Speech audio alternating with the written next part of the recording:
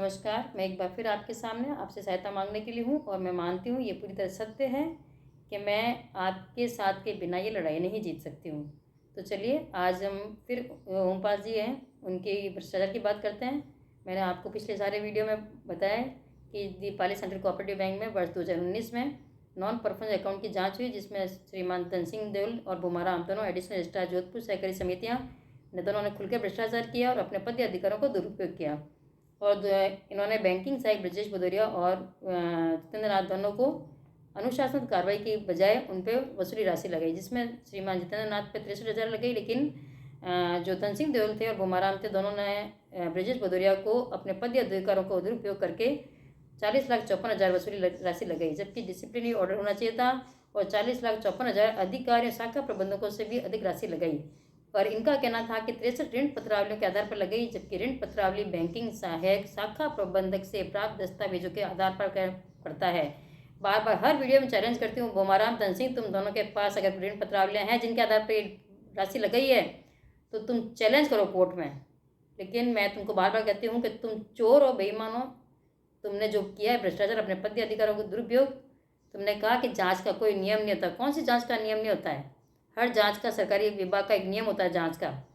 लेकिन तुम भ्रष्टाचारी अधिकारी हो और तुमने ये कहा, जिसमें धन सिंह देओल तो बोला, मुझे उसकी मेरे पास ऑडियो रिकॉर्डिंग है, कि अगर ब्रजेश भदौरिया कह देता कि ये काम मैंने नहीं किया है तो मैं उसके ऊपर से राशि उस पर हटा देता। ये कैसे हो सकता है? मैं जाके अगर कोई भी अपराध करा और कहता है कोर्ट में, कहता है कि मैंने ये अपराध नहीं किया है, तो क्या कोर्ट मान लेगा? आप उसके एविडेंस दीजिए ना उसे। उसको तो आपने एविडेंस भी अवेलेबल नहीं कराया ब्रजेश भदौरिया को।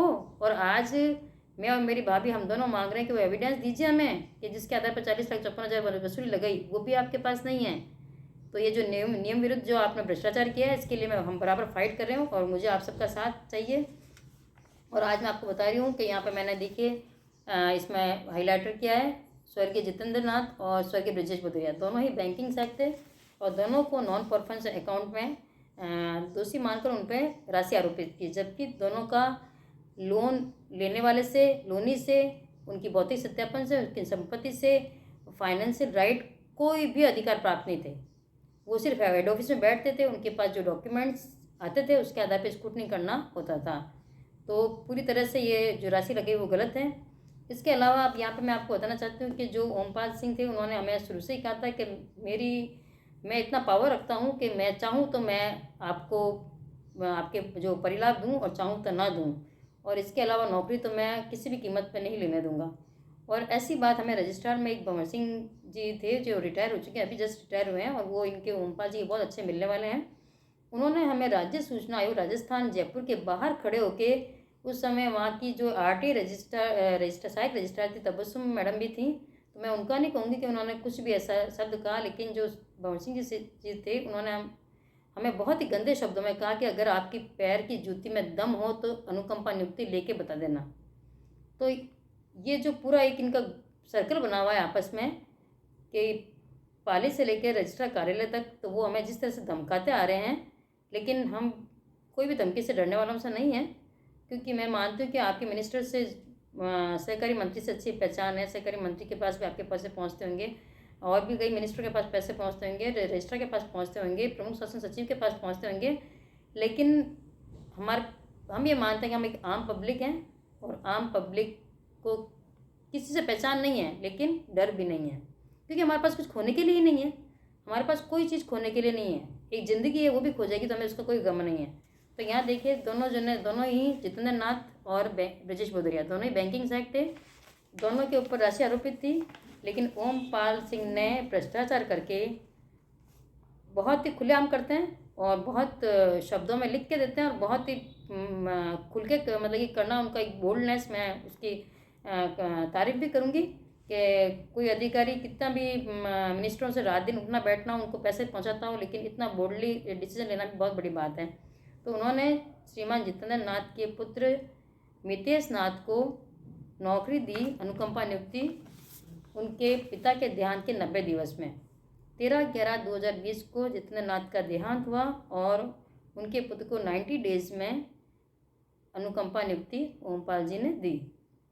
इसके लिए उन्होंने लिखा कि जो उनके ऊपर धारा 57(2) में जो राशि आरोपित की गई थी 63,562 रुपये, वो उनके पुत्र मितेश नाथ ने ब्याज सहित 64,033 रुपये जमा करा दिए थे।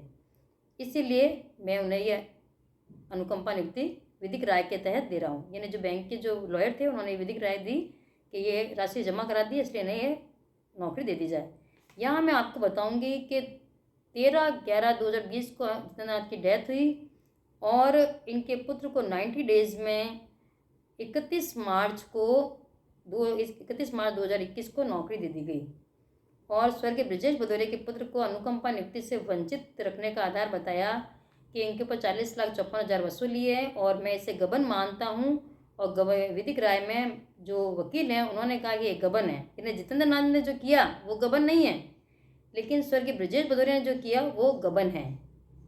मैं इसे पूछती हूँ ओमपाल सिंह से कि गबन और राशि निर्धारण दोनों में बहुत अंतर होता है। एक बार वापस स्टडी कर लेना। अगर ब्रजेश भदौरिया ने कोई गबन किया है तो मैं इस ओमपाल को चैलेंज करती हूँ कि तू गबन साबित करना। दूसरी बात है कि जब इसने ओमपाल सिंह ने यह कहा कि अनुकंपा के लिए हमने प्रस्ताव रखा संचालक मंडल में, और संचालक मंडल के जो अध्यक्ष थे पुष्पेंद्र सिंह जी कुर्की, उन्होंने ये प्रस्ताव लिया सामूहिक रूप से सभी ने कि स्वर्गीय ब्रजेश भदौरिया के पुत्र को अनुकंपा नियुक्ति नहीं दी जा सकती क्योंकि उनके ऊपर 40,54,000 वसूली है जो उन्होंने ब्याज से जमा नहीं कराई। और आपको मैं बता दूं, मैं इसके अंदर अपलोड कर दूंगी कि ओमपाल सिंह ने जब हमें ये पत्र लिखा उस समय वर्ष 2021 नवंबर तक बैंक के पास 99,75,000 रुपये बैंक के पास ब्रजेश भदौरिया के जमा थे।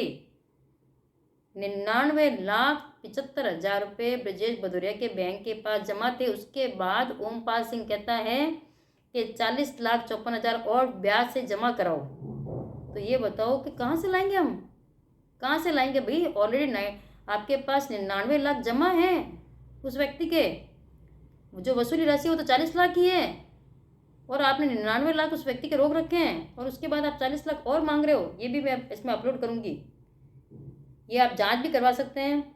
जो भी मेरा वीडियो देख रहा है वो इस पूरे मैटर की अगर है तो जांच करवा सकता है कि वर्ष 2021-11 तक भी ब्रजेश भदौरिया के 99,75,000 बैंक में जमा थे और ओमपाल सिंह ने लिख के दिया कि 40 और दोगे तो मैं नौकरी दूंगा। यानी स्पष्ट है कि अगले को रिश्वत चाहिए थी।